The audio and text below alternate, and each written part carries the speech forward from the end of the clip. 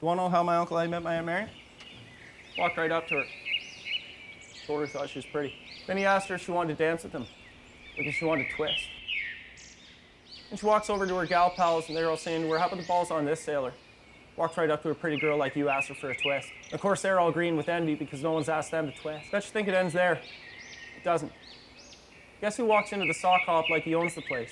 Elvis Presley, king of rock and roll. Walks right up to Aunt Mary and says he ain't nothing but a hound dog. Walks right over to the king of rock and roll, puts him on his ass.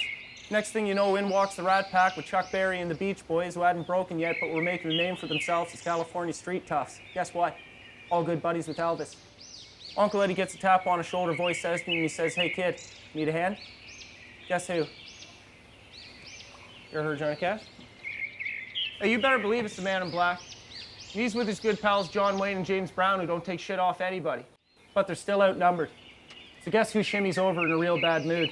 Hey, you better fucking believe it's Little Richard.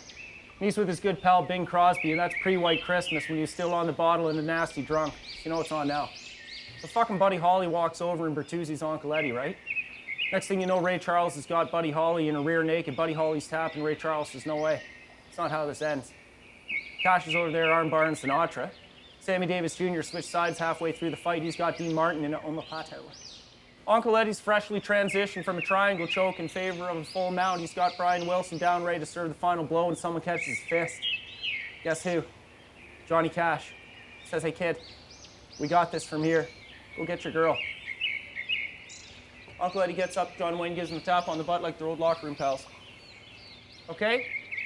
He scoops her up in his arms, fireman carries her out of there to applause from the sock hoppers to clear a path for them. Takes her for a fucking milkshake, like a real man. So next time you're thinking about texting a girl to ask her out on a date, why don't you stop and think about the glory you're leaving on the table.